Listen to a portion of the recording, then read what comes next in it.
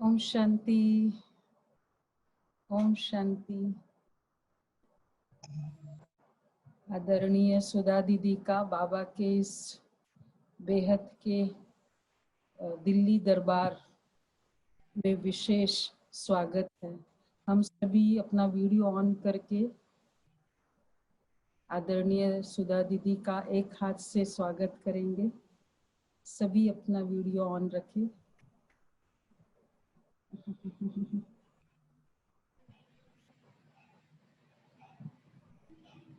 ओम शांति। तो प्राण प्यारे बाप दादा एवं परम आदरणीय दादिया एवं वरिष्ठ बाबा के इस यज्ञ के वरिष्ठ बहने भाई, इन सब के आप अति समीप रतन, रशिया की सेवाओं के आदि रतन और अपने विभिन्न एक जैसे हम कहेंगे ऑलराउंडर क्वालिटीज से यज्ञ में विशेष फेमस भी है। तो ऐसे हमारे अति आदरणीय स्नेही सुधा दीदी का पुनः बाबा के इस प्लेटफॉर्म में साइंस के साधन के थ्रू बहुत बहुत विशेष अभिनंदन, स्वागत, वेलकम है। तो ये हमारा रशिया का एक्सपीरियंस पार्ट 2 है, जो सभी के दिल की इच्छा थी कि इसको थोड़ा और विस्तार से हम समझें। हम सभी प्रेरणा ले रहे हैं। तो अब जैसे हमने आगे सुना भी था, किस तरह मयक मीरा हम सभी जाके आ गए मॉस्को और इतने विशाल कार्य की प्रेरणा ली, बाबा की इस सेवाओं का शुरुआत और फिर वो सेवाएं आज तक किस तरह से कंटिन्यू हो रही है। और जैसे आपने बताया पिछले बार कि 15 देशों में बाबा का ये झंडा लहरा रहा है अभी, और वो भी उस तरह के देश जैसे आपने बताया कि कहाँ जहाँ टाइम डिफरेंस इतना बड़ा, इतना vast time difference and at the same time diverse cultures. तो ऐसे स्थानों पर भी भगवान का झंडा, बाबा के झंडा लहराना, ये केवल आपकी ही कमाल नहीं है। करण करावनहार बाबा, अव्यक्त ब्रह्मा बाबा और दादिया और प्लस सभी जो वरिष्ठ बहने भाई जिनके आपने पालना ली, और हम सब ब्राह्मणों का भी शुभ संकल्प, ये सब कलेक्टिवली और सबसे बड़ा आपकी दिल की एफर्ट, दिल का पुरुषार्थ, ये इतना बड़ा कार्य को संभव कर पा रहा है।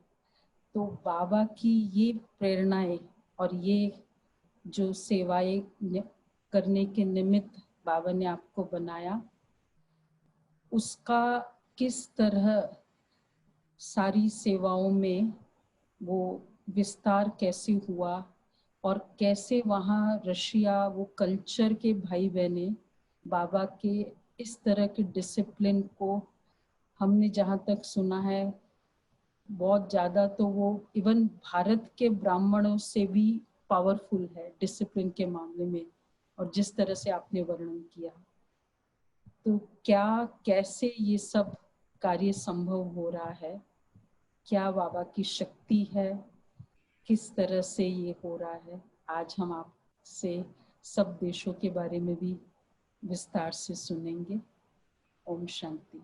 और दीदी इस समय हमारे बीच में ये पूरा ही नेशनल लेवल का प्रोग्राम हो रहा है।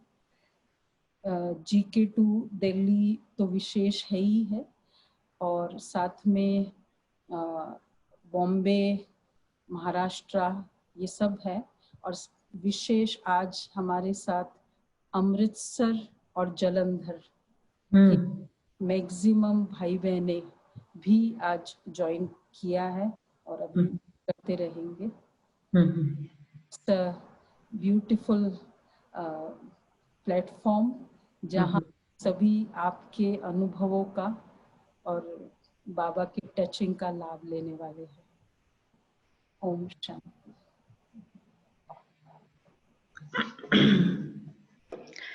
ओम शांति।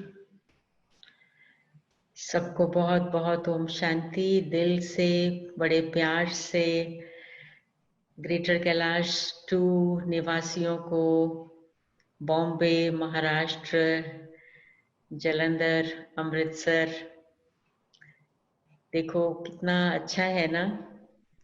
हर एक बात में बाबा के बच्चों के लिए तो सदा कल्याण ही है,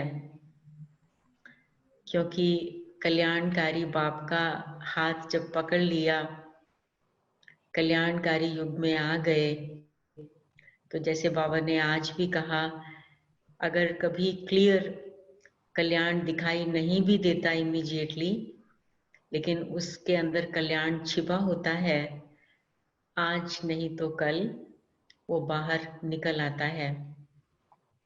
सिर्फ थोड़ी पेशेंस की ज़रूरत होती है और विश्वास रखने की ज़रूरत है कि इसमें कुछ भला हमारा डेफिनेटली है ही है।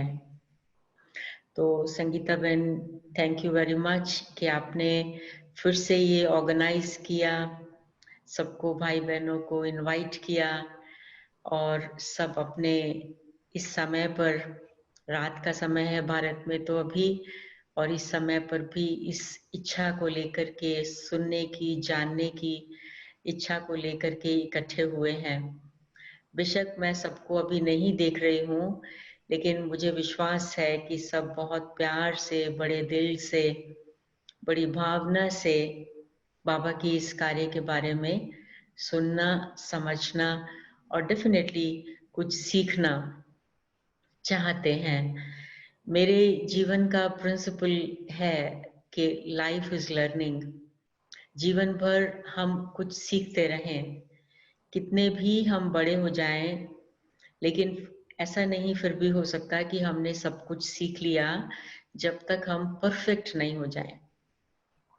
और परफेक्शन की डेफिनेशन तो आज बाबा ने हमको बहुत अच्छे से समझा दी है कि परफेक्शन क्या होता है। संगम युग की परफेक्शन और फिर सतयुगी दुनिया की परफेक्शन क्या है, वो बाबा ने बता दी। और उसके पहले तो हम कॉन्स्टेंटली इस एटीट्यूड को लेकर चलते रहते हैं कि हमें सीखना है। जहाँ तक ये प्रश्न है कि ये सेवाएं इतने सारे देशों में, डिफरेंट प्रकार के culture, different weather conditions, different backgrounds, ऐसे कल्चर्स में सेवाएं कैसे हुई, कैसे उन लोगों ने बाबा के इस ज्ञान को स्वीकार किया। तो इसमें मैं एक छोटी सी बात ये बताना चाहती हूँ बेसिक, कि मैंने जब भी जहाँ भी, केवल रशिया के आसपास के 15 देशों में नहीं, परंतु दुनिया के किसी भी देश में कभी भी ट्रैवल किया है, मैंने ये कभी सोचा ही नहीं कि वहाँ का कल्चर क्या है और उस कल्चर के लोग इस ज्ञान को कैसे सुनेंगे, कैसे समझेंगे, क्योंकि ये बाबा का ज्ञान है और ये ज्ञान यूनिवर्सल है। और इस यूनिवर्सल ज्ञान को सिर्फ हाँ समझाने का तरीका थोड़ा सा डिफरेंट कहीं ना कहीं कर लेना पड़ता है। जैसे मैंने, शायद मुझे याद नहीं, मैंने पिछली बार आपको बताया था कि नहीं, कि जब मैंने फर्स्ट टाइम कोर्स यहाँ पर कराया था, तो कोर्स कराने के बाद मैंने उसी स्टाइल से कराया था जैसे भारत में कराते हैं, लेकिन कोर्स पूरा कराने के बाद मुझे ऐसा फील होने लगा कि यहाँ ये सिस्टम नहीं चलेगा, क्योंकि भारत के लोगों के लिए कई बातें बहुत कॉमन हैं, बहुत नेचुरल सी हैं, जो यहाँ के लोगों के लिए तो एक बहुत बहुत बहुत बहुत दूर की बात थी। मिसाल के तौर पे भारत में बच्चा बच्चा इस बात को जानता है कि शरीर में आत्मा नाम की कोई चीज होती है। मैं आत्मा हूँ ये कोई नहीं जानता, परंतु शरीर में आत्मा होती है ये सब जानते हैं। और आदमी जब शरीर छोड़ता है, व्यक्ति मर जाता है, तो आत्मा निकल गई, इस बात को भी लोग जानते हैं। कितना क्लियरली जानते हैं वो एक डिफरेंट बात है, लेकिन ऐसी अंडरस्टैंडिंग एग्जिस्ट करती है भारत में। परंतु यहाँ तो ये भी पता नहीं था लोगों को कि आत्मा नाम की कोई चीज होती है। तो हमें ये भी पहले एक्सप्लेन करना था कि आत्मा होती है, आत्मा का एग्जिस्टेंस होता है। उसके बाद उस एग्जिस्टेंस को समझाने के बाद फिर कि आत्मा क्या होती है, वो फिर एक अलग चैप्टर। तो इसलिए जब हमने ये नोट किया इस बात को, तो उसके बेसिस पर मुझे याद है अपना कि मैंने लिखना शुरू किया कोर्स, कि इन लोगों को कैसे समझाना है।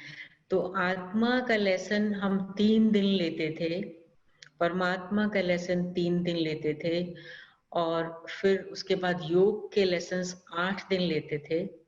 उसके बाद फिलॉसफी ऑफ कर्मा उसका चैप्टर लेते थे। फिर उसके बाद साइकिल, त्रिमूर्ति, साइकिल का भी चैप्टर 2 दिन, त्रिमूर्ति का तो 3-4 दिन, और फिर ऐसे ही कल्प वृक्ष, सीढ़ी वगैरह वगैरह। तो इस प्रकार से टोटल करके ये 40 डेज का कोर्स बना था। तो लेकिन शुरू में जब हम आए तो हमको ये संकल्प नहीं था कि यहाँ का कल्चर क्या है, लोग जानते नहीं। मुझे याद आता है कि जब मैंने पहली बार बताया कि हमारे ज्ञान का लक्ष्य, हमारी पढ़ाई का लक्ष्य श्री लक्ष्मी श्री नारायण जैसा बनना है, तो वो लोग सोच में पड़ गए कि कौन है लक्ष्मी नारायण। तो वो उसके, क्योंकि जब उनको लिखना था तो उन्होंने पूछा, तो मैंने बताया कि ये विश्व महाराजन, विश्व महारानी का नाम है। तो पूछा श्री लक्ष्मी महारानी है कि महाराजा है। तो उनको ये भी समझाने की जरूरत थी कि श्री लक्ष्मी विश्व महारानी है और श्री नारायण विश्व महाराजन है। तो आप इमेजिन कर सकते हैं कि यहाँ, क्योंकि इस बातों का तो ज्ञान लोगों को था ही नहीं, जो कि भारत में तो बहुत ही ऑर्डिनरी सी बात है। तो ऐसी ही सिचुएशन जगह जगह पर हुई है, और जिस भी देश में हम लोग गए हैं, लेकिन ये सोच के नहीं गए बस सेवा करनी है। एक लक्ष्य था, सेवा करनी है, सेवा आत्माओं की करनी है, बाबा का मैसेज पहुंचाना है। और उसकी विधि हम लोगों के पास यही थी कि हम लोग पहले एक छोटे से ग्रुप को, शुरू में डिफरेंट था, उसके बाद शुरू में तो हम लोगों को ही इनविटेशंस आते थे, क्योंकि मान लीजिए कोई व्यक्ति यहाँ मॉस्को में कोर्स करके गया और अपने शहर में या अपने देश में जाकर के वो वहाँ 2-4 लोगों से बात करके कहेगा कि वहाँ ये बहुत अच्छा, हमने वहाँ ज्ञान सुना, वहाँ कोर्स किया, हमारे शहर के लिए बहुत अच्छा होगा, हमें उन बहनों को बुलाना चाहिए। तो वो लोग इनविटेशंस भेजते थे।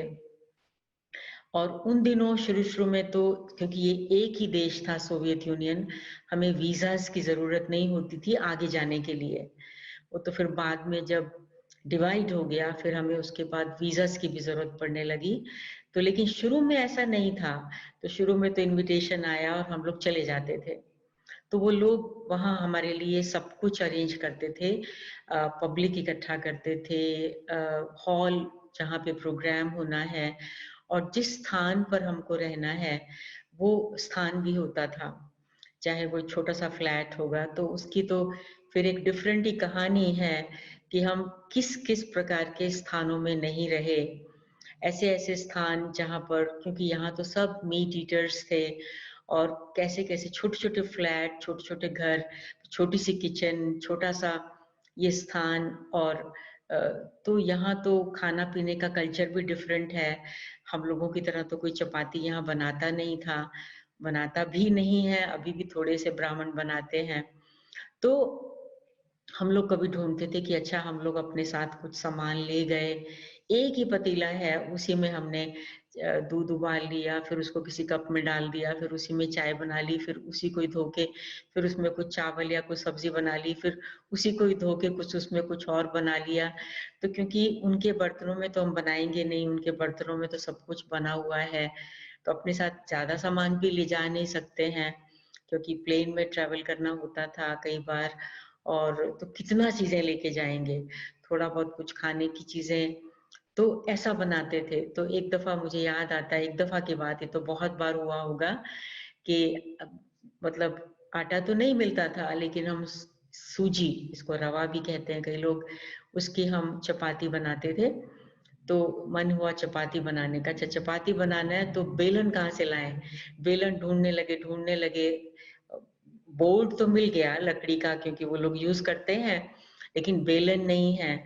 तो वहां हमने देखा एक बॉटल थी, तो बॉटल से ही हमने उसको बेलना शुरू किया, बेलन तो वहां था ही नहीं, तो उससे ही बेल करके हमने अपना काम चलाया।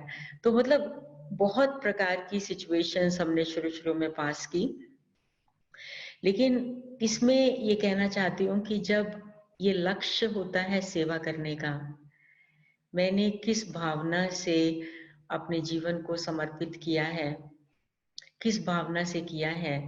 मैंने कोई इस भावना से नहीं किया कि मुझे कुछ, मेरी मतलब दुनिया से मैं परेशान हूँ, मुझे कोई दुनिया में किसी प्रकार की कमी है और मैं केयरलेस हूँ या मैं लेजी हूँ या मैं दुनिया की मुश्किलों से घबराती हूँ, इसलिए मुझे अपने जीवन को समर्पण करना है।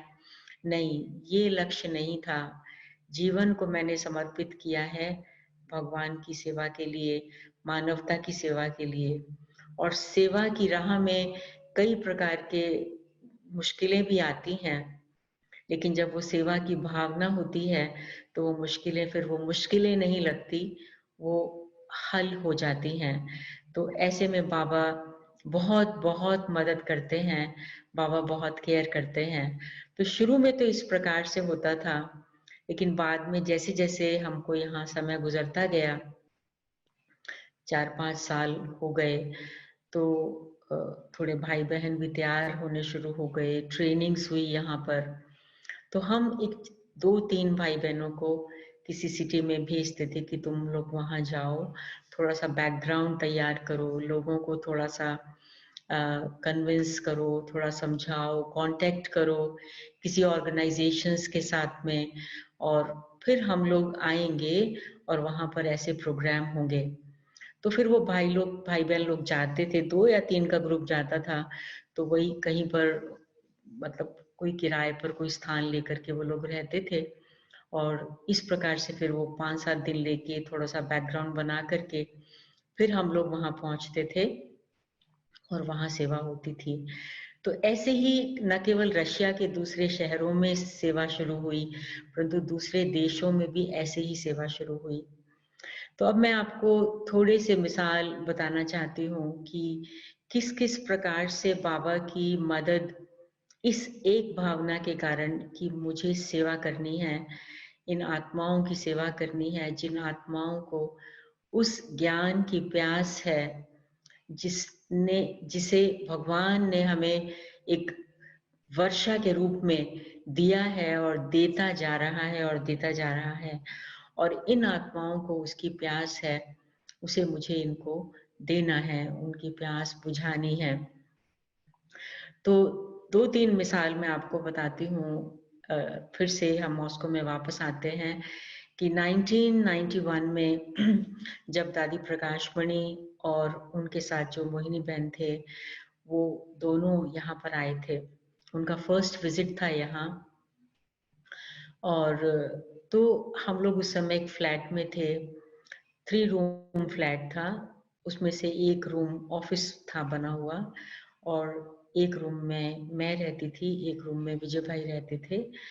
और लेकिन उस समय हमारी ये 3rd एनिवर्सरी थी, और जब दादी आए थे यहाँ पर तो सेकंड एनिवर्सरी थी। तो तो उसमें क्या हुआ कि दादी, मोहिनी बहन, चक्रधारी दीदी, मैं, विजय भाई और संतोष बहन, हम 6 लोग उस 3 रूम फ्लैट में थे। छोटी सी किचन, छोटा सा बाथरूम, बिल्कुल छोटा सा, एक ही बाथरूम, एक ही किचन। तो विजय भाई तो रात को सोने के लिए किसी बहन के घर में, किसी माता के घर में चले जाते थे, लेकिन हम 5 लोग इस फ्लैट में रहते थे और सुबह उसी एक छोटे से बाथरूम में ही सबको नहाना है, उसी छोटे से किचन में ही सबका खाना बनना है, तो भोग भी वहाँ ही बनना है। और लेकिन चलो ये तो मैनेज हो जाता था, परंतु प्रश्न उठता है कि सबके कपड़े कहाँ धुलाई होंगे। दादी करीब 5-6 दिन यहाँ पर रहे थे और दादी और मोहिनी बहन तो दिन में 2 बारी ड्रेसेस चेंज करते थे। तो आप इमेजिन करिए, तो हम लोग 6 हम लोग हैं और अगर वो 2 बार ड्रेस चेंज करते हैं तो 8 ड्रेसेस एक दिन में हो जाएंगी। तो वो कहाँ धुलेंगी, कहाँ सूखेंगी, कहाँ प्रेस होंगी और कब होंगी। तो आप अब ये सोचिए, अब ये एक संकल्प हमें पता है कि सितंबर में दादी को आना है, तो ऑलरेडी अगस्त में या जुलाई में ही प्लान बनाना शुरू किया हमने कि हम ये सब कहाँ कैसे करेंगे। ऐसा तो हम नहीं कहेंगे दादी को, दादी यहाँ तो कपड़ा धुलने का चांस नहीं है, कोई प्रेस करने वाला नहीं है, धोने वाला नहीं है, स्थान सुखाने का नहीं है, तो आप इसलिए सारे मैले कपड़े ही लेके जाइए। ऐसा तो हम दादी को नहीं बोलेंगे। तो हमें इसको, इस सिचुएशन को सॉल्व करना है। तो कैसे करना है इसको सॉल्व? तो मैं आपको छोटा सा मिसाल बताती हूँ कि मैंने क्लास में इस बात को अनाउंस किया। मैंने ये कहा कि हमें 12 माताओं का ग्रुप चाहिए और हर एक नाम से, जैसे दादी, दीदी मोहिनी, चक्रधारी दीदी, तो हर एक के नाम के 2-2 प्लास्टिक बैग्स बनाने हैं और बैग्स पर नाम लिखा हुआ होना चाहिए। और तो उसमें 6 लोग आज ले जाएंगे कपड़े धोने के लिए और 6 लोग कल ले जाएंगे। तो जो 6 लोग आज ले जाएंगे वो आज जाके धुलाई करेंगे, कल फिर प्रेस करेंगे और परसों उनको ले आएंगे। और जो 6 कल ले जाएंगे वो इसी प्रकार कल के दिन धोएंगे, परसों प्रेस करेंगे, उसके नेक्स्ट डे ले आएंगे। तो दादी यहाँ 6 दिन रहे, लेकिन किसी को भी ये फीलिंग नहीं हुई कि, किसी ने संकल्प भी किसी को नहीं आया कि कपड़े कहाँ धुल रहे हैं, कहाँ से आ रहे हैं सब कुछ। और जिसका बेड था, क्योंकि उनके पैकेट्स अलग अलग बने हुए थे प्लास्टिक बैग्स, तो हर एक के कपड़े उसके बेड पर आ जाते थे और एक्यूरेटली कोई मिक्स नहीं हुआ, कुछ नहीं हुआ। अगर सबके इकट्ठे धुलते हैं तो किसी का चीज वहां चली जाएगी, किसी की चीज वहां चली जाएगी, कुछ कंफ्यूजन हो जाएगा, कोई चीज मिलेगी नहीं, कोई मिसप्लेस हो जाएगी। लेकिन इस प्रकार करने से हर एक का कोई चीज मिसप्लेस नहीं हुआ और हर एक को अपने अपने समय पर अपनी ही चीजें बिल्कुल एक्यूरेटली मिल जाती थी। तो मेरा कहने का मतलब ये है कि जब वो एक संकल्प होता है कि मुझे करना है और हम सिचुएशन को एक प्रॉब्लम नहीं बना देते हैं, लेकिन ये सिचुएशन ही है और इस सिचुएशन को रिजॉल्व करना है, that's all, nothing more than that.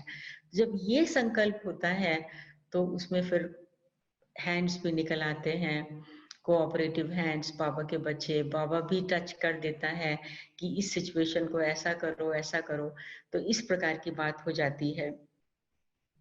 फिर उसके बाद एक बात और बताएं आपको कि 1990 में तो ऐसी सिचुएशन थी जब हमारे पास 2 रूम का ही छोटा सा फ्लैट था।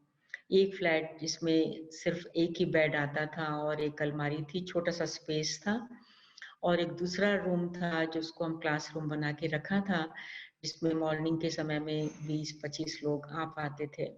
बस एक छोटी सी किचन, एक छोटा बाथरूम और छोटा सा कॉरिडोर। जगदीश भाई साहब आए। जगदीश भाई साहब आए थे, वो हर साल आते थे, कभी कभी साल में 2 बार भी आते थे।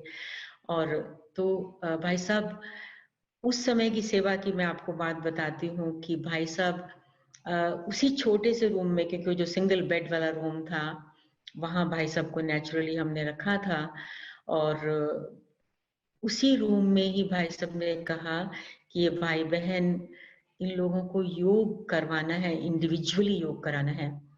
तो हमने एक ग्रुप में भाई बहनों को बुलाया और वो क्लासरूम में बैठते थे और एक एक करके वो भाई या बहन वो भाई साहब के रूम में जाते थे।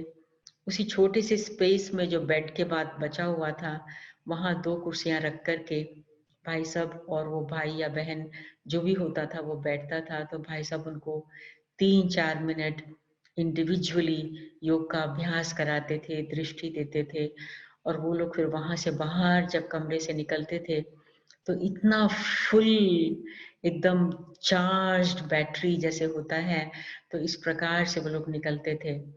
और अब मान लीजिए आप सोचिए भाई साहब वहां हैं, ये भाई बहन यहाँ क्लास में बैठे हैं, मैं कहाँ बैठूं, मेरे लिए कौन सा स्थान है, विजय भाई कहाँ जाएंगे। तो हम भी वहीं कॉरिडोर में कहीं ना कहीं रहते थे या किचन में बैठे रहते थे और एक एक करके किसी को भेजते थे। और जब क्लास पूरी हो जाती थी, सब लोग चले जाते थे, तो भाई साहब अपने कमरे में और मैं ये जो क्लासरूम बनाया हुआ था उस कमरे में नीचे जमीन पर ही कुछ चीज डाल के और विजय भाई उस छोटे से कॉरिडोर में कुर्सियों को छोटी छोटी जस्ट कुर्सियां विदाउट आर्म्स कुर्सियां, उन कुर्सियों को 5-6 कुर्सियों को जिगजैग रख करके तो उस कुर्सियों के ऊपर ही रात को सोते थे। लेकिन कभी भी ये फीलिंग नहीं होती थी कि हमको कठिनाई हो रही है, हमको मुश्किल हो रहा है, हम ऐसा कैसे रहेंगे, ये तो नहीं चलेगा, अभी वहाँ दिल्ली में तो और तरीके से है, यहाँ पर क्या है, ये संकल्प भी कभी नहीं आता था। बस एक धुन थी सेवा की, सेवा करनी है, सेवा करनी है। तो इस प्रकार की सिचुएशंस भी कई प्रकार की आई, ये 1-2 प्रकार की बातें नहीं। फिर उसके बाद अब क्लास तो हमारी जो शाम को होती थी उसमें तो 200-250 लोग थे। अब हमने धीरे धीरे इस लेवल पर आ गए थे कि अब भोग बनाना है सबके लिए, सबको भोग खिलाना है। तो 200-250 लोगों के लिए भोग बनाना हो अगर, तो कितना बड़ा बर्तन चाहिए। अगर हर एक व्यक्ति को 100-150 ग्राम भी देना हो तो कितना बड़ा बर्तन चाहिए, कम से कम 30 लीटर या 40 लीटर का तो बर्तन चाहिए ना, पतीला जिसके अंदर वो बनेगा। लेकिन वो तो मिलता ही नहीं था यहाँ पर, उन दिनों यहाँ कुछ अवेलेबल ही नहीं था। तो हम लोग 4 पतीलों में 4 पतीलों में वो बर्नर पर 4 बर्नर्स वाला होता था गैस स्टोव, तो उसके ऊपर रख कर के 4 बर्तनों के अंदर अलग अलग हम लोग बनाते थे। और वो फिर 4 बर्तन अलग अलग करके हम लोग ले जाते थे। और कहीं से हम लोग को एल्यूमिनियम की प्लेट्स मिल गई थी, तो वो एल्यूमिनियम की प्लेट्स में उन लोगों को खिलाते थे। फिर उसके बाद वैसे तो वो यूज एंड थ्रो करने वाली थी, लेकिन हम लोग के पास पैसा नहीं था कि हम इस प्रकार से उसको यूज करके थ्रो कर दें। तो फिर उसके बाद दोबारा नई और खरीदनी है और रखने की जगह, तो उन्हीं को ही वॉश करके अच्छे से उनको सुखा के ड्राई करके फिर उन्हीं को ही हम लोग यूज किया करते थे। तो इस प्रकार से धीरे धीरे करते करते तो सेवा बढ़ती चली गई। लेकिन फिर वही से बात आती है कि यही संकल्प था कि हमें बाबा के इन बच्चों की सेवा करनी है और उन्हें सब कुछ सिखाना है। तो ये भावना हमारे मन में थी और उन लोगों के मन में भी बहुत प्यार की भावना रही शुरू से लेके ही, शायद इसीलिए कि उन्हें जो मिला था या मिल रहा था वो उन्हें बहुत वर्षों से नहीं मिला था। अब मैं थोड़ा सा आती हूँ आगे। कैसे, जैसे संगीता बहन का संकल्प था कि साइबेरिया के बारे में सुने, तो साइबेरिया की जो कैपिटल है, साइबेरिया रशिया का ही हिस्सा है बहुत बड़ा, और उसकी जो एक मेन सिटी है उसका नाम नोवोसिबिर्स्क है। ये बहुत बड़ा एरिया है, ये एक साइबेरिया रीजन ही रशिया का, इसमें सारा यूरोप उसके अंदर आ जाएगा, इतना बड़ा समझ लीजिए आप उसको। उसमें लेकिन काफी सारा हिस्सा अनपॉपुलेटेड है, और लेकिन जो उसका मेन सिटी है वो नोवोसिबिर्स्क है, वो साइंटिस्ट्स का सिटी है वो। वहां पर बड़े बड़े साइंटिफिक रिसर्चेस होती हैं, बड़े बड़े साइंटिफिक प्रोग्राम्स वहाँ पर होते हैं, तो वो साइंटिस्ट की सिटी है मेनली। तो वहाँ हम लोग वहाँ पर हर साल एक इंटरनेशनल बुक फेयर हुआ करता था। तो हम लोग 2 साल वहाँ पर ग्रुप हमारे भाई बहनों का जाता था और वो लोग उस बुक फेयर में पार्टिसिपेट करते थे। लेकिन जब 3rd ईयर बुक फेयर हुआ तो संकल्प ये बहुत जोर से आया कि इस बार केवल फेयर में पार्टिसिपेट करके वापस नहीं आना है, सेंटर खोलना है। तो सेंटर खोलने के संकल्प से, अब सेंटर खोलना है तो उसके लिए सामान भी चाहिए ना, तो वहां तो कोई है नहीं भाई बहन जो सामान इकट्ठा करेंगे। वो सामान तो फिर यहाँ मॉस्को से जाना है। एक बहन को हमने तैयार किया कि आपको जाना है, और जो सामान तैयार किया, अब सेंटर के लिए क्या नहीं चाहिए, सब कुछ चाहिए सेंटर के लिए। बर्तन भी चाहिए, खाने पीने का सामान भी चाहिए, चित्र भी चाहिए, टेप रिकॉर्डर भी चाहिए, और दुनिया भर की चीजें, भोग का बर्तन भी चाहिए, भोग का सामान भी चाहिए, सब कुछ चाहिए, लिटरेचर भी चाहिए। तो हम लोगों ने सामान इकट्ठा किया, तो वो 40 बॉक्सेस बन गए। 40 बॉक्सेस बन गए। तो अभी 40 बॉक्सेस कैसे जाएंगे? मॉस्को से अगर नोवोसिबिर्स्क में फ्लाई करते हैं तो 4 घंटे का फ्लाइट है। ट्रेन में जाना हो तो 36 घंटे लगते हैं। तो ये 40 बॉक्सेस कैसे जाएंगे? तो हमने सोचना शुरू किया इस बारे में कि इसके चार्ज अगर देंगे इसका तो बहुत ज्यादा पैसा लग जाएगा। तो बाबा से बात की, बाबा इसको कैसे करें, ये सामान को हम कैसे भेजें इसको। तो फिर बाय चांस ऐसा हुआ कि एक यहाँ पर मॉस्को के नजदीक एक सिटी है, तो वो सिटी कॉस्मोनॉट्स की सिटी है, जो स्पेस में जाते हैं, कॉस्मोनॉट्स का है वो सिटी। तो एक भाई कांटेक्ट सोल वो निकला, तो जिनके जैसे एयरफोर्स के फ्लाइट्स होते हैं, तो एयरफोर्स के फ्लाइट्स जाया करते थे वहां पर नोवोसिबिर्स्क में। तो वो उसमें ज्यादा पैसेंजर्स तो होते नहीं, सिर्फ जो वहां वर्क करने वाले हैं वही होते हैं। तो वो भाई ने कहा, मैं क्योंकि हमारा तो फ्लाइट जाता ही है, मैं ट्राई करता हूँ। तो उस भाई ने कहा, वहां बातचीत की अपने ऑफिस में, और बातचीत करके कहा कि न केवल सामान को हम भेज देंगे लेकिन इस बहन को भी उसी फ्लाइट में भेज देंगे। तो वो बहन with 40 boxes free of charge Moscow से नोवोसिबिर्स्क तक पहुंच गई। और फिर वहां जाकर के कोई कांटेक्ट सोल थी, उससे मिल करके टैक्सी का अरेंजमेंट करके कहीं ना कहीं फ्लैट ढूंढा था, तो वहां पर वो चले गए।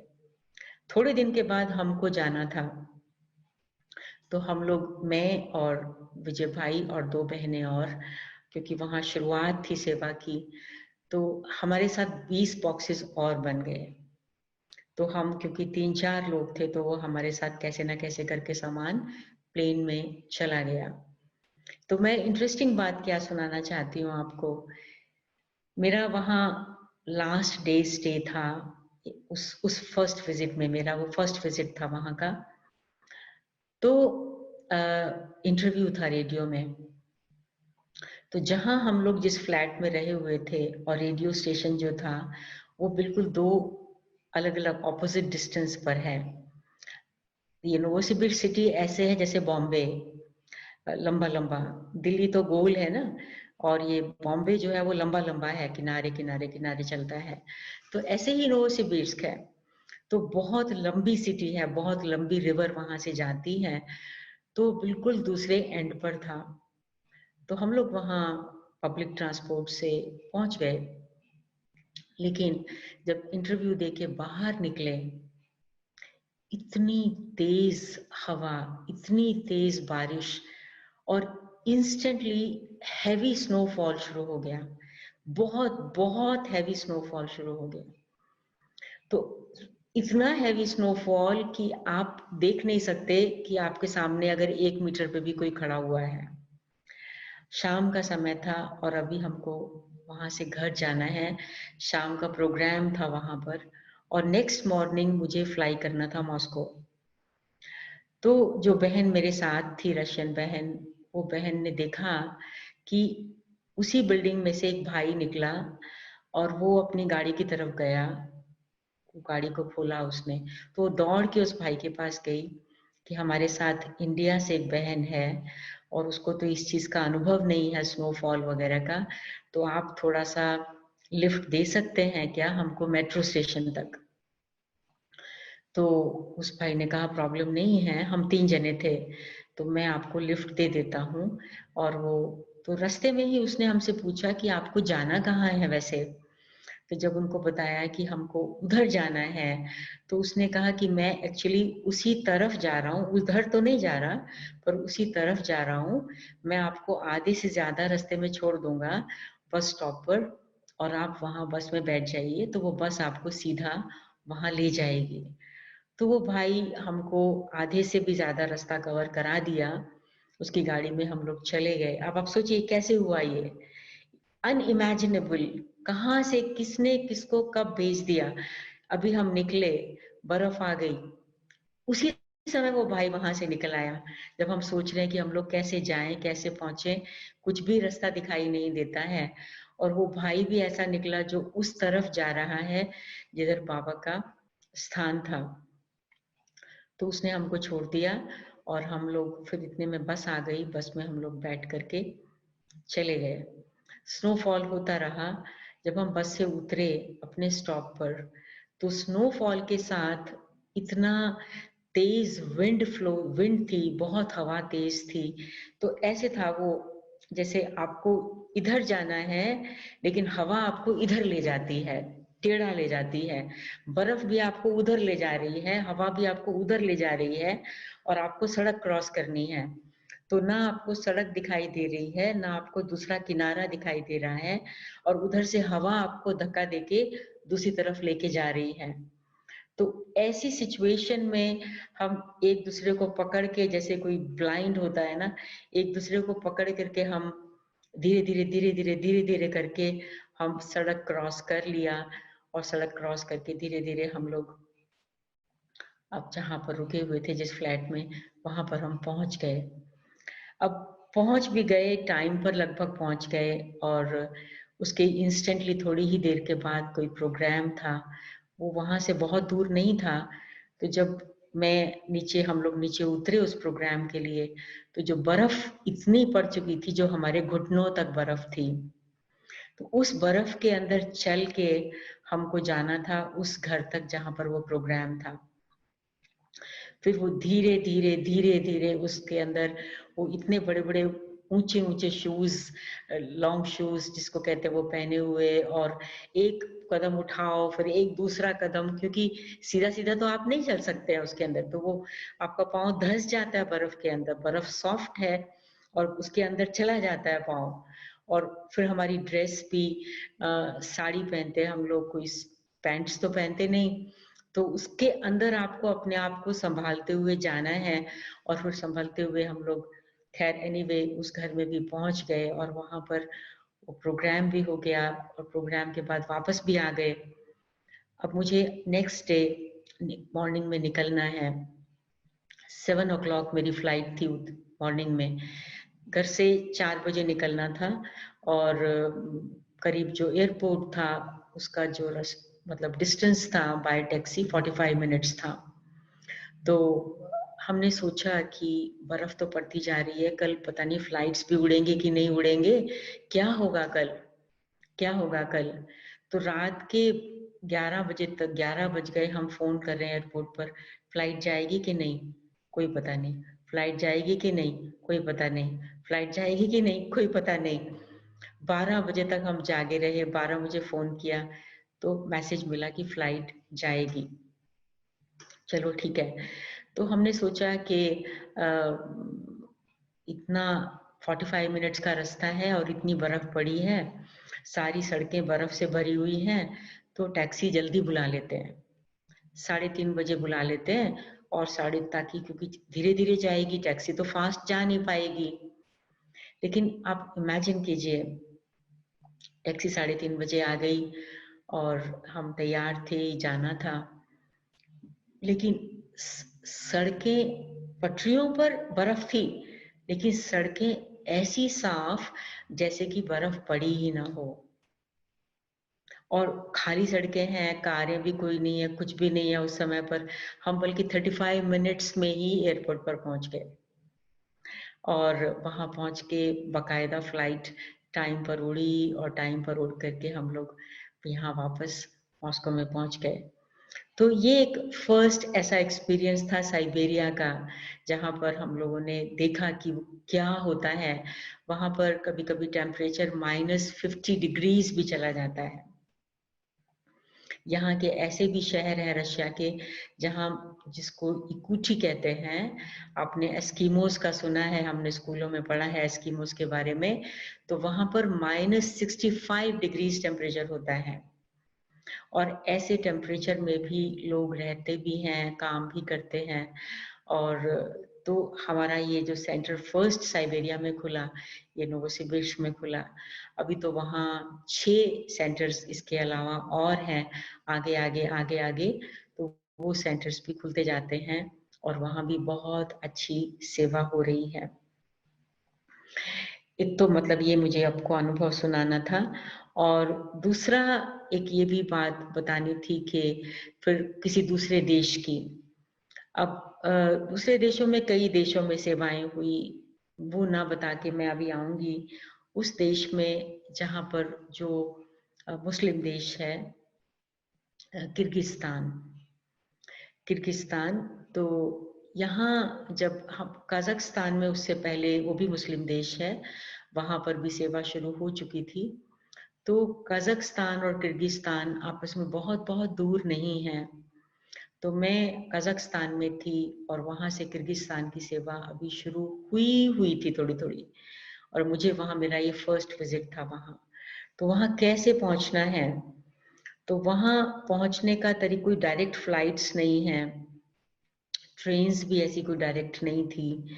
और तो पता चला कि या तो यहाँ पे या तो कार में कोई टैक्सी लेना पड़ेगा, या फिर बस में जाना पड़ेगा। तो कैसे हम लोग गए, हम लोग एक टैक्सी हायर किया, और जो बॉर्डर होता है कजाकिस्तान और किर्गिस्तान का बॉर्डर, उस बॉर्डर के करीब समझ लीजिए आधा किलोमीटर दूर हम लोगों को उतरना पड़ा। आधा किलोमीटर दूर, तो आधा किलोमीटर दूर उतर के फिर हम लोगों को अपने पासपोर्ट्स वगैरह वहाँ चेक करा के, वहाँ इमिग्रेशन ऑफिस में सब चेक करा के, फिर आधा किलोमीटर किर्गिस्तान की टेरिटरी की तरफ, उधर की तरफ, फिर वहां पर हम आधा किलोमीटर और चल के टैक्सी वहां तक चली गई। अब आप सोचिए, हमारा सामान सारा उसी के अंदर टैक्सी में ही है, और हम सिर्फ अपने पासपोर्ट्स लेकर के उतरे हैं, हमको इमिग्रेशन ऑफिस में जाना है। अब ये टैक्सी वाला कहाँ चला जाएगा, रुकेगा कि नहीं रुकेगा, क्या होगा कैसे होगा, उसको बस सिर्फ बाबा के ऊपर छोड़ करके कि हम जाना है हमको। तो वहां पर उतर के, और फिर वहां पे पासपोर्ट से चेक करा करके, फिर उसके बाद उधर रास्ते से निकल के, फिर हम लोग, वो टैक्सी वाला तो अच्छा ही था भाई, तो वो हम लोग उस टैक्सी में बैठ करके अल्टीमेटली दूसरे देश में, किर्गिस्तान में पहुंच गए। वहां पहुंचे तो ड्रामा अनुसार ऐसा हुआ कि एक इंडियन भाई, जो वहाँ के कॉन्सुल, जो इंडियन एम्बेसी का कॉन्सुलेट होता है, उसमें वो काम करते थे, और वो बीके थे। तो उनके बारे में हमको पता चला, और उन्होंने अरेंज किया मेरा स्टे अपने ही घर में, कि आप हमारे घर में रह जाइए, और जो दूसरी बहन है उसके लिए हम लोगों ने एक दूसरा फ्लैट हायर किया। तो अच्छा, ड्रामा अनुसार ऐसा हुआ कि ये जो कपल था, और रविंद्र भाई और उनके मिसेस का नाम मुझे याद नहीं अभी इस समय, तो उन्होंने, दोनों ने ही मिलकर के बहुत अच्छी तरीके से अरेंज किया, इन द सेंस कि उनके घर में ही क्लास रख दिया। जो उनका ड्राइंग रूम था उसी में ही हमने बैकग्राउंड बनाया उनकी, बाबा के बच्चों की सेवा का।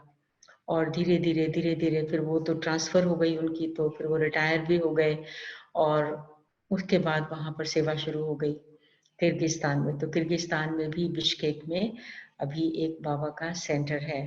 तो यानी हर देश का अपना अलग अनुभव है, हर देश का अलग अनुभव है, हर प्रकार के लोग हैं। एक और देश है ताजिकिस्तान। जब मैं वहां पर गई, वहां तो सब मुस्लिम लोग हैं, और लेकिन जैसे मैंने आपको शुरू में बताया कि मेरे को ये संकल्प ही नहीं कि वहां मुस्लिम है, वो लोग क्या सुनेंगे क्या नहीं सुनेंगे, उनका धर्म अलग है, वो लोग अलग प्रकार के हैं, उनको क्या बताना है। कुछ भी हो, बाबा का ज्ञान है, बाबा का ज्ञान हमें आत्माओं को सुनाना है।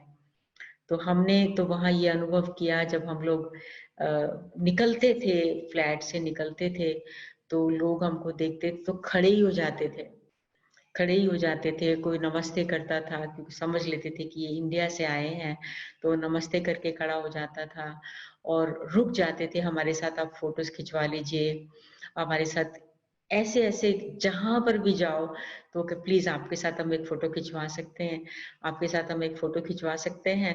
तो इस प्रकार फोटोज फोटोज फोटोज। तो वो जो बहन थी वो कहती थी, दीदी शायद समय ऐसा आएगा जब हर घर में आपका फोटो होगा। तो इतने लोग आपके साथ फोटोज खिंचवाना चाह रहे हैं। कजाकिस्तान में भी सेम एक्सपीरियंस था, ताजिकिस्तान में भी सेम एक्सपीरियंस था। तो इस प्रकार का एक्सपीरियंस होता रहा जगह जगह पर।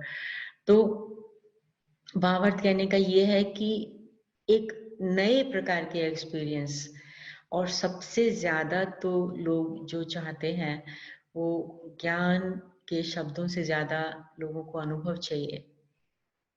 जिस चीज की लोगों को प्यास है वो है मन की शांति और सच्चा प्रेम।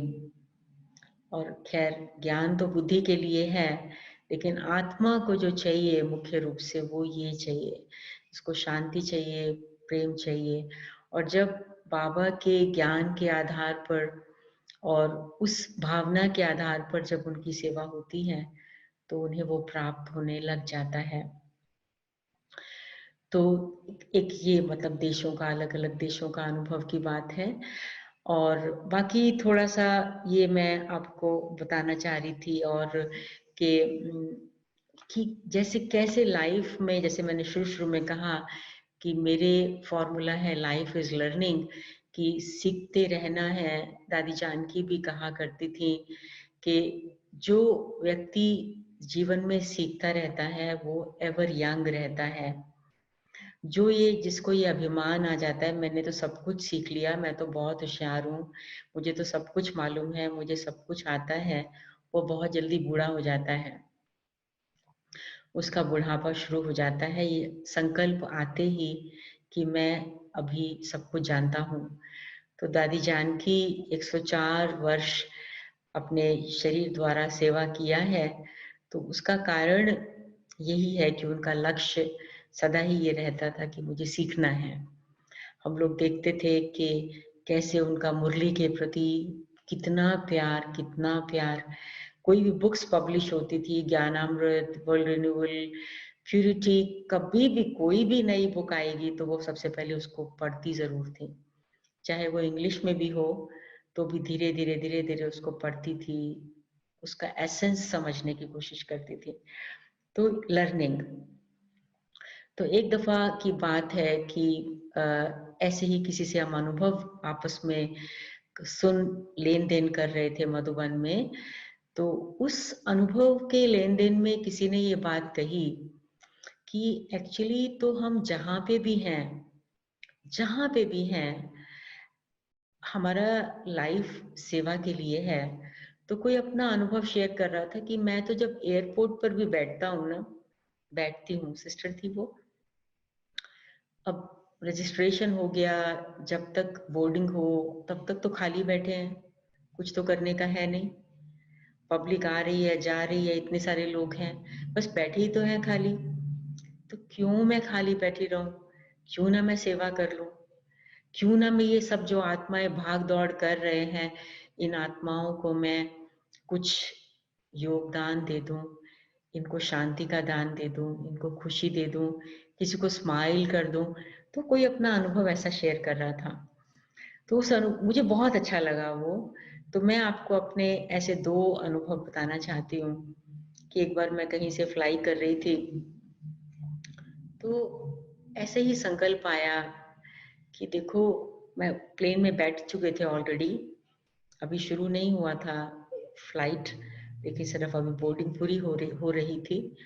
तो एक संकल्प आया कि देखो ये पायलट जो है कितनी बड़ी रिस्पॉन्सिबिलिटी है उसके ऊपर, इतने सारी जानों की रिस्पॉन्सिबिलिटी है, सैकड़ों लोग बैठे हैं इस फ्लाइट के अंदर, उसको सबको अपनी मंजिल पर पहुंचाना है, सबको, खाली खुद नहीं पहुंचना है, उसको इन सबको पहुंचाना है।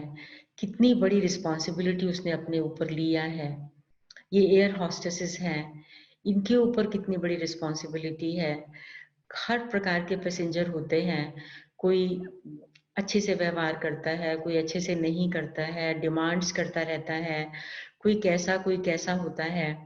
तो इन लोगों के ऊपर कैसी रिस्पॉन्सिबिलिटी है। तो इन आत्माओं को सूक्ष्म सपोर्ट की जरूरत है। तो मैं अपने सीट पर बैठी हुई, तो बहुत प्यार से एक एयर होस्टेस थी, वो देख रही थी कितना प्यार से वो सेवा कर रही है, पानी ला रही है, ये ला रही है, वो ला रही है। तो बहुत प्यार से उस आत्मा को मैं जैसे योगदान दे रही थी, और पायलट को। तो शांति से बैठे हैं, फ्लाइट चलना शुरू हो गई, सब कुछ हो गया, लोगों को भोजन डिस्ट्रीब्यूट हो गया। तो वो जो एयर हॉस्टेस थी, उसमें 3 ही एयर हॉस्टेस थे टोटल, बहुत बड़ा फ्लाइट नहीं था। तो वो एयर हॉस्टेस मेरे पास आई, कहती मुझे आपसे पूछना है कि आप कौन हैं। तो मैंने कहा क्यों, आपको मुझसे ये बात पूछने की इच्छा हुई। तो उसने कहा कि मुझे जब भी मैं यहाँ आपके पास से गुजरती थी अपनी सर्विसेज के लिए, तो मुझे कुछ विशेष फीलिंग होती थी। मैं उसको एक्सप्लेन नहीं कर सकती हूँ कि वो क्या फीलिंग होती थी, लेकिन मुझे कुछ विशेष फीलिंग होती थी।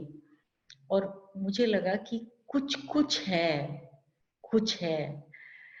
तो फिर खैर मैंने कहा कि मैं तो देख रही थी कि आप कितना प्यार से सबकी सेवा कर रहे हैं, और मुझे आपको देख करके बहुत खुशी हो रही थी। तो मैं आपके इसलिए अपने मन में बहुत मतलब प्यार की भावना आ रही थी। तो वो बहन फिर थोड़ा सा जानने की उसने कोशिश की कि मैं कौन हूँ, कहाँ से हूँ, क्या करती हूँ, रशिया में रहती हूँ, क्या मेरा लाइफ स्टाइल है यहाँ पर, वगैरह वगैरह। तो मेरा कहने का मतलब ये है कि जब ये संकल्प रहता है कि हमारा लाइफ सेवा के लिए है, हम जहाँ भी हैं, एक सिर्फ जब ज्ञान देना है उस समय नहीं, चाहे हम घरों में रहते हैं, चाहे हम सेंटर पे रहते हैं। अगर मैं बीके हूँ, तो ये ब्राह्मण का जन्म ही सेवा के लिए हुआ है, और सेवा करने के लिए उसे खुद को प्रोग्रेस करना बहुत बहुत जरूरी है।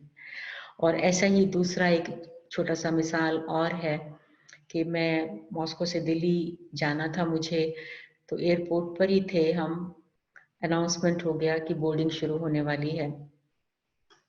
तो लाइन बन गई, लोग खड़े हो गए, लोग खड़े हैं, बोर्डिंग शुरू ही नहीं होती। 1 घंटा पास हो गया, बोर्डिंग शुरू ही नहीं हो रही। ये क्या हो गया, अभी तो अनाउंसमेंट हुआ बोर्डिंग हो जाएगी, तो शुरू क्यों नहीं होती है। तो फिर अनाउंसमेंट हो गया कि बोर्डिंग इस गेट से नहीं, दूसरे गेट से होगी। तो सब भाग भाग के उस गेट की ओर जाने लगे। हम लोग भी आराम से चले गए, मैं और मेरे साथ एक बहन और थी, तो हम लोग भी उस गेट की ओर चले गए। फिर वहां खड़े हैं, बोर्डिंग शुरू ही नहीं होती। फिर बोर्डिंग शुरू नहीं होती, तो लोग तो बहुत परेशान होने लग पड़े। बहुत सारे इंडियंस भी थे उसके अंदर, क्योंकि दिल्ली आ रहे हैं फ्लाइट। तो बहुत लोग आपस में जोर जोर से बोलने लगे अथॉरिटीज के बारे में, ये क्या है, क्यों नहीं हो रहा, क्यों नहीं हो रहा। और एक भाई इंडियन था, तो वहाँ जो गेट कीपर था, सिक्योरिटी ऑफिसर, उसके साथ जाके उसने झगड़ा करना शुरू कर दिया कि क्या मतलब है आपका, कि अभी वहां से अभी अब क्यों नहीं शुरू हो रहा है, क्यों नहीं शुरू हो रहा। मेरे वहां पर किसी की डेथ हो गई है और मुझे वहां टाइम पर पहुंचना है।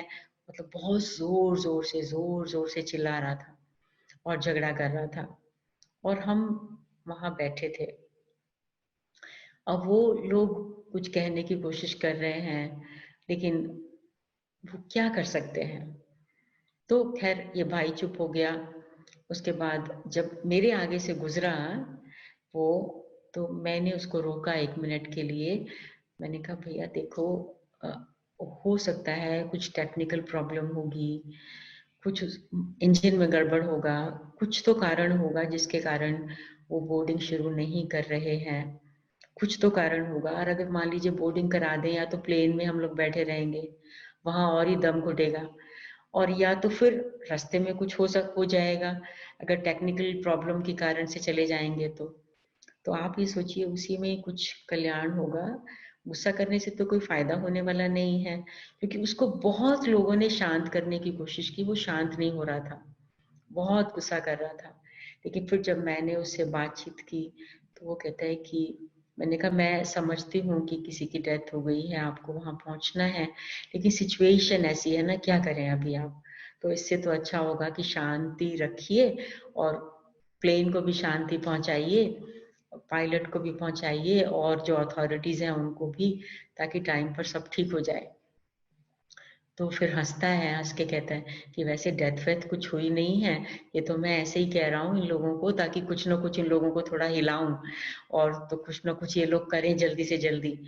तो मेरा क्या कहने का मतलब ये कि जब हम अपनी अच्छी स्थिति में होते हैं, अपने जैसे जो बाबा ने कहा स्पिरिचुअल स्टेज हमारी अच्छी होती है, तो हम अ, अपनी स्थिति को तो मेंटेन कर ही पाते हैं, मगर हम दूसरों को भी जहां पर भी हो डायरेक्ट ज्ञान न देकर मगर इनडायरेक्टली हम उन आत्माओं की सेवा कर पाते हैं और उन्हें सहयोग इस बात का मिल जाता है। तो ऐसे मतलब बातें तो बहुत सारी हैं बताने की, लेकिन कहने का ये है कि यहाँ पर हम आए, अभी 31st ईयर है, सेवा होती जा रही है, सेवा बढ़ती जा रही है। अभी जैसे मैंने शायद पिछली बार आपको बताया था कि जो फारदेस्ट सिटी है रशिया का, जो जापान के पास में है, व्लादिवोस्तोक, वहां पर सेवा हो रही है, जिसकी फ्लाइट मॉस्को से 8 घंटे की फ्लाइट है। वहां पर एक बहन है, वहाँ का जो इंडियन कॉन्सुलेट है वो भी बहुत अच्छा कांटेक्ट हम लोगों से रखते हैं। अभी भी उन लोगों ने लिखा है कि इंटरनेशनल योगा डे के लिए आप अपना मैसेज भेजिए।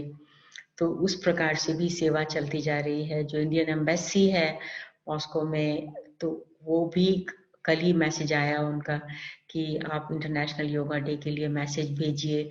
तो मतलब हर लेवल की सेवा होती है, रशियंस की भी सेवा होती है, इंडियंस की भी होती है, जबकि इंडियंस यहाँ बहुत ज्यादा नहीं है। विदेशों में अमेरिका, अफ्रीका, लंदन, इंग्लैंड, सब जगह बहुत इंडियंस हैं। टोटल रशिया में मतलब मैक्सिमम 15-20 हजार इंडियंस होंगे, उससे ज्यादा नहीं है। तो लेकिन फिर भी जब ये 15 अगस्त आता है तो यहाँ पर इंडिया डे सेलिब्रेट किया जाता है। कोई इंडियन बिजनेसमैन है, वो 3 दिन का प्रोग्राम बनाते हैं, तो उसमें हम लोग भी पार्टिसिपेट करते हैं और कभी राखी का सेलिब्रेशन वहाँ पर करते हैं और कल्चरल प्रोग्राम्स होते हैं। तो उनकी भी सेवा होती जा रही है। और अभी तो ऑनलाइन जो भी सेवा का फायदा लेना चाहे उसकी सेवा हो जाती है और वो फायदा ले लेते हैं। तो ये है, मैं समझती हूँ सार में। कोई और किसी को कुछ क्वेश्चन पूछना है तो यू आर मोस्ट वेलकम। मैं तो यहीं समाप्त करूंगी। ओम शांति। में जलंधर से संदरी बहन जी, कृष्णा बहन जी है। दिखाई तो संदरी बहन जी, आप सुन रहे हो मुझे? जलंधर इंचार्ज संदरी बहन और कृष्णा बहन जी भी है। शेष वो आदरणीय सुधा दीदी का। जी सुधा बहन जी, आपने सबको बहुत आपके अनुभव से अनुभव और बहुत कुछ है, जो कि सबसे बड़ी अथॉरिटी अनुभव है। बाबा तो कदम कदम में मदद करता है, इसका अनुभव तो फॉरेन वालों को बहुत ज्यादा है, क्योंकि वहाँ पर हमें पता कितनी डिफिकल्टी आई उनको। कई बार बहनें बताती थी खाना बनाकर हम चले जाते, जब आए तो वापस में कुछ नहीं मिलता था। खाना बनाना भी उनको मुश्किल होता था, लेकिन फिर भी बड़ा सहन करके सब जगह हमने सुना, कितने अनुभव लोगों ने कराए और कितना कुछ होने पर भी फिर जाकर कहीं जगह मिली। पर आप तो उस जगह पर है जहाँ पर नास्तिक है। नास्तिक जो है उनको आस्तिक बनाना बड़ी मेहनत है। आप देखने में तो बहुत छोटे लगते हैं, पढ़ाई में सबसे आगे हैं और सब बातों में होशियार है आप। जब आप गए तब मैं आपको मिली, उसके बाद बहुत देर के बाद अभी मिल रही हूँ। तो आपकी बातों से बहुत भाई बहनों को प्रेरणा मिलेगी और आपसे हम चाहे इतनी दूर हैं लेकिन ऐसे लग रहा है लॉकडाउन के कारण कि हम सब बहुत नजदीक हैं और इस प्रकार से मिलने का टाइम भी मिल जाता है, मुलाकात हो जाती है, नहीं तो कहाँ होता है। तो सेवा की फील्ड में ये देखा कि व्रत भी करता है और अपने लिए शक्ति देता है। नए नए भाई बहन गए और आप भी नए नए बिल्कुल गए पहली बार, और वहां पर कितना पेपर देना पड़ा, लेकिन पेपर देते हुए भी बाबा ने इतनी मदद की है कि वो तो हम बता नहीं सकते। सुनने में समाचार बहुत आता था तो हम सुनते थे कैसे सर्विस होती है। इसी तरह पंजाब क्या, भारत क्या, इंडिया क्या, सब में लोगों ने बहुत सहन किया। शुरू में यहाँ तक मकान नहीं देते थे, भागते रहे जगह जगह बहनों के लिए, कई कुछ किया, लेकिन फिर भी सेवा जो है बहुत अच्छी थी। आपने तो इतना दूर बैठे, चलो आपसे मिल लिया, इसलिए बड़ी खुशी की बात है कि दूर बैठे भी आपसे मुलाकात हो गई। लॉकडाउन का हमें फायदा बहुत हुआ, तो कम से कम सब पहले भाई बहनों हैं। और हमारे भाई जी भी बड़ी मदद कर रहे हैं, साहिल भाई जी, इनका भी थैंक्स, और दीदी दीदी का भी बहुत थैंक्स। आपका तो बहुत बहुत थैंक्स जो आप दूर बैठे नजदीक आ गए। थैंक यू, बैठे हम आपके थैंक पास। यू। ओम शांति। ओम शांति। आज आपको दिल्ली, अमृतसर, जलंधर सब जगह सैर करा दिया। अमृतसर से कौन है? क्या अमृतसर से कौन है इस समय यहाँ?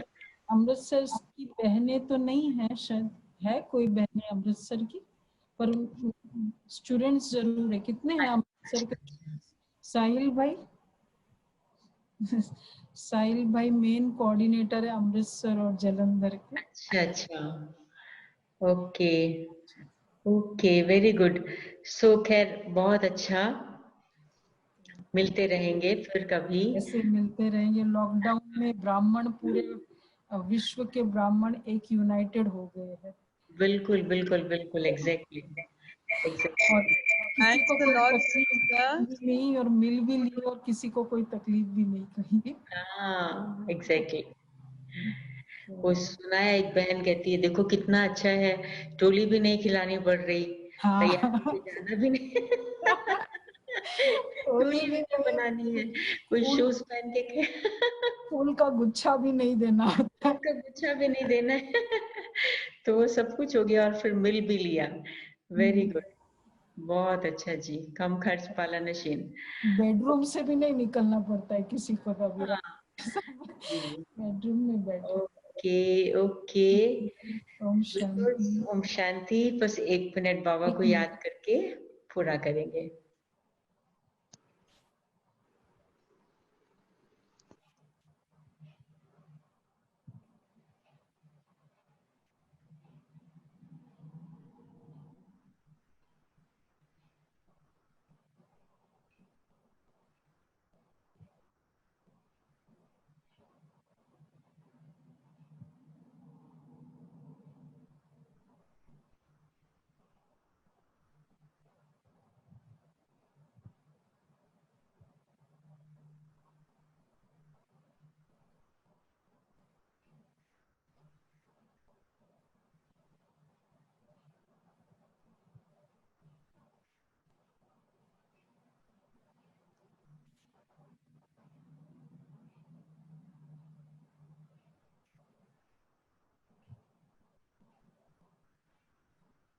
ओम शांति।